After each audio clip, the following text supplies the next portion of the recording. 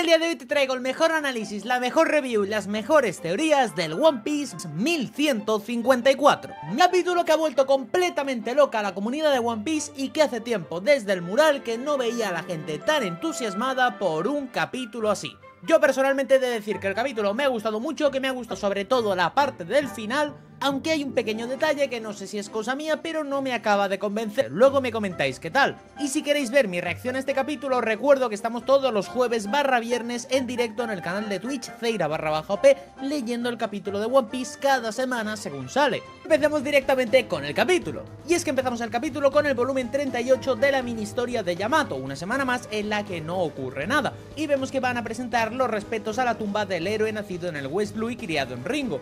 Y esto, según me habéis dicho, es la tumba de Ryuma. Yo imagino que sí que puede ser porque hay muchas espadas clavadas, pero no me acuerdo exactamente de si Ryuma era del West Blue y criado en Ringo. También os digo que es surrealista que haya visitado la tumba de Ryuma Yamato antes que Zoro dijo que quería presentar sus respetos también y no lo hizo.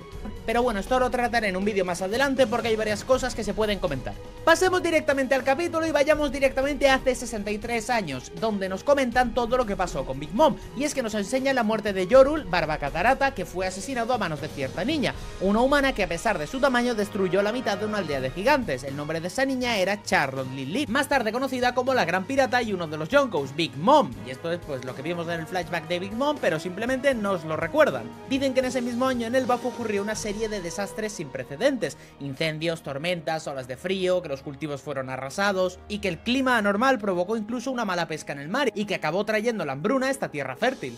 Pasamos a ver a Astrid, la madre de Loki, y vemos que está tirada en la cama diciendo que todo es culpa de ese maldito niño, y dice que dejó al guardia que esa cosa viviera y que ahora todo el país está maldito, y dice, no puede ser, habrá sido una coincidencia. Pero entonces ella mira de mala gana y vemos que Loki rompe la puerta, entra en el cuarto de su madre y vemos que la madre dice, ¡buah, me está mirando! Y vemos que el pobre Loki intenta acercarse a su madre como eso, un recién nacido que quiere tener el amor de su madre por algo completamente natural, y la madre dice que alejen esa cosa de él, que ese monstruo no se acerque a ella otra vez, y los guardias intentan detener a Loki y le dicen que no debe entrar en la habitación de la madre. La madre dice, destrózale los ojos a esa bestia, todo está maldito y este será el fin de este país. La madre es un completo desastre y una completa vergüenza. Entonces vemos una madre con una niña y la niña está diciendo que tiene hambre y la madre dice que era el último pan, que lo siente mucho. Entonces vemos a los gigantes que están hablando entre ellos y dicen, vamos a saquear al mar, si es a los humanos les podemos robar sin problemas. Esa es la historia de Elbaf, ¿no? Entonces le interrumpen y le dice, no digas tonterías, Elbaf siempre ha luchado con honor y orgullo,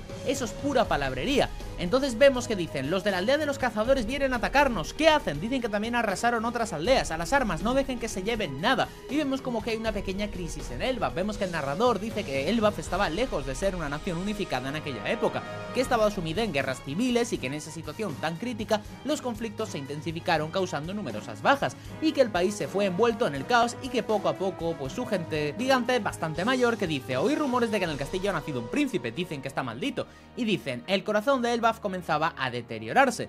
Entonces vemos que ese viejo entra en la casa de Hairudin y dice, oye Hairudin, tu hermano está tratando de maldecir y destruir este país, como su hermano mayor, sé su sacrificio para detenerlo. Y entonces Ida dice, ¿por qué? Mi hijo es el más lindo del mundo y vivirá más que nadie. Entonces el gigante la agarra del cuello y le va a pegar con el hacha en la cabeza y dice, cállate Ida, maldita forastera, ¿cómo te atreves a embaucar a Harald?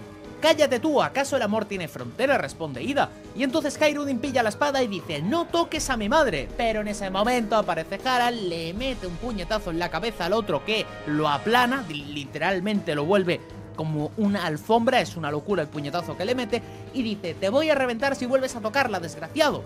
Y entonces gritan, ¡Rey Harald! Vemos que Hairudin grita papá, Ida se aferra a Hal y dice Harald, no se hieran más entre hermanos, su majestad. Entonces Harald dice, en cuanto escuché que Loki había nacido me llegó también la noticia de la hambruna.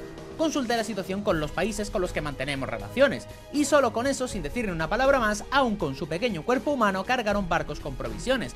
Varias naciones se unieron para transportar suficiente comida para alimentarnos a nosotros con nuestro estómago gigante. Les estamos muy agradecidos por su increíble ayuda. Y entonces vemos un montón de barcos humanos enfrente de Elbaf que dicen: ¡buah! ¿Cómo entramos a la isla? Jaja, es enorme, mastica bien toda esa comida que nos dieron con tanta gratitud. Esto lo hablan entre ellos los gigantes. Y esto a mí me parece increíble, me parece precioso, porque vemos como Harald intentaba unificar a la gente y vemos también cómo esas personas, esos humanos, intentaron ayudar a los gigantes sin esperar nada a cambio, simplemente porque les hacía falta por la situación que estaban pasando. Y esto es algo que a mí me gusta mucho, es muy One Piece, y ojalá tenga repercusiones en el futuro y podamos ver un paralelismo más adelante. Los gigantes empiezan a comer como locos, con muchísimas ganas, y dicen: cuando ellos estén en apuros algún día les devolveremos el favor con todo lo que tengamos. Nosotros hemos vivido encerrados en un mundo muy pequeño. Y esto me gusta mucho porque, claro, ellos hacen referencia a que viven en un mundo muy pequeño, en el sentido de que, obviamente, con todo lo que hay es una parte muy pequeña del mundo, pero no hay que olvidar que el árbol Adam, que es donde viven, es completamente mastodóntico, es gigante, gigante, gigante. Entonces, obviamente, esta gente está completamente agradecida y dicen que les devolverá el favor algún día con todo lo que tengamos. Entonces esto me parece que va a ser importante quizás para la guerra final, para la liberación del mundo o algo así. No hay que olvidar estas palabras y todo esto va a tener sentido. Nos dicen que la reina Astrid, hasta el día antes del regreso de Harald, difundió por todo el reino que los desastres eran la maldición de Loki, que murió aborreciendo a su propio hijo consumida por el sufrimiento, y nos enseñan que murió también debido a la enfermedad que tenía. Dicen que el pueblo naturalmente creyó que también la muerte pues fue por la maldición del príncipe, es decir, que la madre es culpable de todas las maldiciones supuestas que se le atribuyen a Loki, de todas las desgracias. Todo lo que pasa en Elbaf se le echaba la culpa a Loki por culpa de la madre, y fijaros cómo ha acabado todo. Entonces vemos a Harald que levanta a Loki y dice: Loki, hijo mío. Y entonces vemos como los guardias le dicen: Majestad, nació con un problema en los ojos. Y dicen que sí, que puede ver, como que se lo explican, y Harald dice: bueno, ya veo, pobre niño. No sonríe, no es raro, acaba de perder a su madre. Pero claro, aquí hay que entender que Harald no sabía de lo que la madre le había hecho a Loki, no tenía absoluta idea, entonces él pensaba que simplemente estaba así porque había perdido a su madre. Y entonces dicen que con tan solo unos meses de vida Loki ya había renunciado al amor. Entonces dice: tiene muchos moretones. Y esto como que lo intentan ocultar del rey Harald. Pero más adelante el narrador dice: la diplomacia que plantó Harald dio sus frutos, y Elbaf logró superar el invierno. Pero mientras reconstruía un país al borde del colapso y se ocupaba de las expediciones al extranjero, Harald estaba desbordado. Y durante ese tiempo el hombre que se encargó de cuidar a Loki era el regente y hermano mayor de Astrid, es decir, otro idiota. Entonces nos enseñan a Hyrule, que está viviendo con su madre Ida, y dice: esto es el inframundo, ¿sabes? Es peligroso. Como está al otro lado del mar, las bestias salvajes no cruzan hasta aquí, dice Ida. De verdad, es tierno que te preocupes tanto. ¿Estás entrenando con el señor Elbow de la aldea oeste? Pasaré por allí de camino de regreso, ya sean pescadores, náufragos o piratas, venga quien venga, este bar es el de y atenderé a todos. Espero poderles ser útil a Harald. Y esto es importante porque este parece ser el mismo bar que estuvo Shanks al principio. Recordad que la primera vez que vimos a Elbaf estaba Shanks ahí tomándose unas cervezas o lo que estuviera tomando, y este bar pues casi seguro que era el de Ida. Cosa que me gusta y que probablemente sea bastante importante. Pasamos a hace 56 años en Elbaf, en la casa Yarul, y dicen: ¿estuviste en el lugar del incidente del Level y Harald? Sí, le rogué a un rey amigo que me dejara infiltrarme como soldado, pero al final no escucharon mis súplicas. Si no hubiera estallado ese caso de asesinato, tal vez me habrían arrestado. Y este caso de asesinato luego lo comentaremos al final del capítulo porque se resuelve quién es. Eso sí, solo te hubieran arrestado, eres muy imprudente. ¿Has oído hablar de Galeil? Ese grupo de carpinteros gigantes guerreros, los que llevaban enormes martillos, no eran una leyenda. Aquí con Galeila obviamente todos pensamos en los carpinteros de Water 7, pero es importante decir que por lo visto en japonés Galeila no está escrito de la misma manera exacta que cuando se mencionó en Water 7 los carpinteros de Galeil. Es decir, que aunque signifique lo mismo, al estar escritos de otra manera, pues podría ser que son dos facciones diferentes, como que por ejemplo los gigantes hubieran inspirado a los de Water 7 o los de Water 7 a los gigantes, y obviamente pues yo aquí pienso que quizás esta gente fueron los que construyeron a Plutón, no exactamente estos, pero sí los antecesores de estos. Entonces Yarul dice: no, creo que realmente existieron. Zarpaban hacia tierras lejanas y desde allá enviaban cartas a Elbaf. Algunas de esas cartas sobrevivieron. En una de ellas decía: todos hemos sido capturados. ¿Puedes creerlo? Más de 100 guerreros, incluyendo gigantes ancestrales, capturados. ¿Por quién? Y entonces Harald dice: ¿y crees que eso lo hizo el gobierno mundial? No hay duda de que en el pasado existió un gran enemigo, dice Yarul, pero esa parte de la historia fue hundida en las profundidades del mar. Y esto ya no sé si lo dice por decir como una manera hipotética de hablar o realmente es conocedor de que el mundo está hundido. Igualmente yo, sea como sea, tengo ganas de que este señor se le quite la espada de la cabeza que ahora mismo tiene clavada y que nos explique algo de historia. Por favor, Oda, este señor parece que conoce cosas interesantes y sería interesante de ver. La razón por la que la sinceridad de Harald no llega puede que no tenga nada que ver con él. Entonces Harald dice: rencores del pasado. Y Yarul dice: escuché por ahí un rumor de que un ejército de gigantes fue congelado en algún lugar. recuerda que pertenecemos a un clan que ha causado mucho daño al mundo. Y aquí esta gente de la que habla Yorul es obviamente las personas que vemos congeladas en Punjazar. Recordaréis este panel que estoy poniendo en pantalla, donde vemos un montón de gigantes congelados y es efectivamente Punjazar. Ahora hay que resolver quién los capturó, por qué los capturó y todo lo demás. Cuidado con esto. Nos dicen que el maestro Loki ha maldecido a su hermano. Vemos también el crecimiento de Loki y varias cosas que van pasando. Entonces vemos al hermano mayor de Astir que dice, veamos qué porquería le hacemos comer hoy. Y más adelante, un poco más mayor, dicen, el caballo de la fortuna está muerto, que esto es lo que mató Loki. Luego más adelante dicen, el regente ha muerto en el inframundo. Obviamente esto es porque Loki ha matado al regente y ha matado al caballo. El narrador añade que hace 48 años Elbaf construyó 8 rutas forestales, que la conexión entre aldeas creció y el país empezó a unificarse. Mi sueño es conectar con todos los países del mundo y que los gigantes vivan libremente en un vasto mundo, esto dice Harald. La gente se pone muy feliz, la gente apoya a Harald y están completamente contentos con él. Y entonces empezamos a ver algo de Loki con Heirudin, ya que tratan a Heirudin un poco diferente porque le llaman bastardo y dicen que sí que es hijo de Harald, pero que es de sangre impura. Y Loki en ese momento se une a las bestias del inframundo que vemos más adelante en el presente, digamos, y vemos que se une a ellas y empieza a destruir y atacar a la gente. Dice el narrador que Loki siguió hiriendo y destruyendo y que se burlaba de los débiles que huían, pero hay un momento en el que Heirudin lo detiene y le dice, hey, no destruyas la aldea que papá trabajó tan duro para construir. Pero entonces Loki le empieza a pegar y le dice que ni se le ocurra llamar papá a su padre, y que no le importan los humanos insignificantes. Entonces Heirudin dice que él trata a todos por igual, que no presuma solo por ser alto y grande, y Loki le mete con la maza en la cabeza a Heirudin y lo tira contra el suelo. Y entonces vemos que Geir, Goldberg y los demás se lanzan directamente a protegerlo y a cuidarlo después del golpe. Y Loki, que tiene los ojos vendados, vemos como que se enfada y dice, qué asco, qué patético, Heirudin. Malditos cobardes consolidándose entre ellos, hijo de una madre de sangre impura. Y entonces los guardias le intentan frenar diciendo que también es hijo de su majestad, y vemos que Loki dice que no lo llamen príncipe, que es un bastardo, también le mete con la maza a los guardias. Pero el narrador dice que, aunque duela, destruyéndolo todo, nada lograba llenar el vacío en el corazón de Loki, y vemos que nuevamente se lanzó desde el árbol de Elbaf al inframundo para intentar acabar con su vida, y él dice que ni siquiera puede morir mientras está llorando de rabia. Y esto es importante porque las vendas en los ojos de Loki tapaban la frustración que tenía de ver cómo Heirudin tenía amigos, de ver cómo esa gente era feliz y la vida dura que había tenido Loki, incluso como todos lo repudiaban con el tema de la maldición por todo lo que se había dicho de él. Y aquí vemos un paralelismo muy claro con Kaido y Loki. Vemos que Kaido, la primera presentación que tenemos, es intentando acabar con su vida tirándose de un sitio muy alto y dice que no puede morir. Y aquí vemos lo mismo, solo que con un Loki mucho más pequeño y diciendo que ni siquiera puede morir, estando pues con mucha frustración y mucha rabia. Yo aquí lo he comentado varias veces y esto lo desarrollaré supongo en un vídeo más adelante, pero ya comenté que en su momento Elbaf iba a ser el Wano bien hecho, en cuestión de que nos iban a explicar muchas más cosas que quedaron pendientes en Wano, que Oda se quedó muchas cosas sin explicar y sin enseñar. La mini historia de Yamato es la prueba de ello, ya que nos está metiendo todo el terreno de Wano y explicando un poco cosas de manera disimulada. Luego aquí hemos tenido el mural y otras cosas, y entonces teniendo esto de Loki, pues me parece que está haciendo lo que digo, el Wano bien hecho, en el sentido de que vemos que está haciendo un paralelismo con Loki y Kaido de manera muy evidente, y ahora con lo que vamos a tener al final quizás pueda ser algo también extra.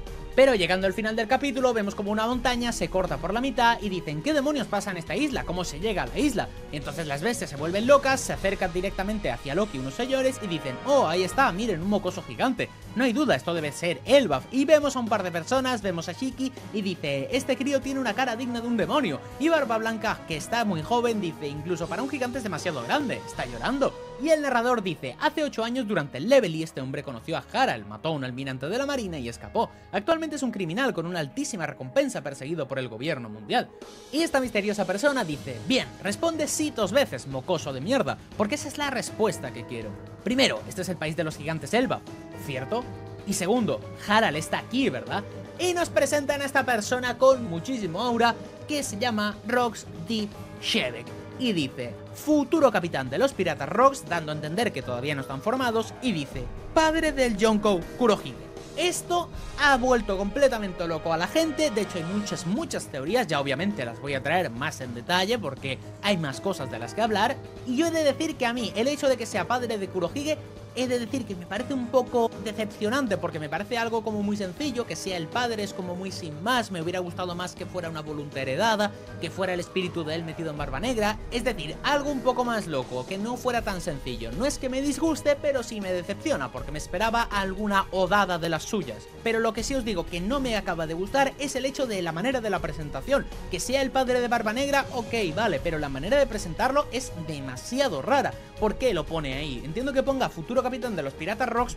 Pero ¿por qué pone padre de Barba Negra? Sé que si le ves la cara es muy evidente que se parece mucho a Barba Negra y que puedes pensar que es el padre y que lo tienes muy claro y que incluso ni haría falta ponerlo. Pero recuerdo que se ha presentado a Shamrock, se ha presentado a Garling y no se ha puesto nada de que sea el padre de Shanks ni el hermano, cuando es algo que pues más o menos damos todo por hecho, no solo porque también conocemos el apellido de Shanks. Entonces no acabo de entender exactamente por qué está todo esto y no entiendo por qué lo pone aquí. Me hubiera gustado una presentación más natural, como que él en un capítulo de más adelante diga que tiene un hijo, como que veamos al final de su historia que tiene un hijo o algo por el estilo, o que lo revele Barba Negra en algún momento. Pero el hecho de que esté revelado ni siquiera por el narrador, solo que debajo de su nombre ponga que es el padre del Yonko de Barba Negra, pues no me acaba de convencer, la verdad. Es algo que veo un poco raro. La forma de presentarlo me ha parecido poco impactante, porque creo que se solapa un poco con la presentación de Shebeck y creo que es algo como que queda raro. Yo no descarto para nada que más adelante, en unas semanas, cuando se hace la corrección de los capítulos, que por si alguien no lo sabe, cada tanto tiempo se acaban corrigiendo errores de capítulos anteriores o detalles y se acaban cambiando de manera muy sutil por si hay algo que Oda quiere corregir.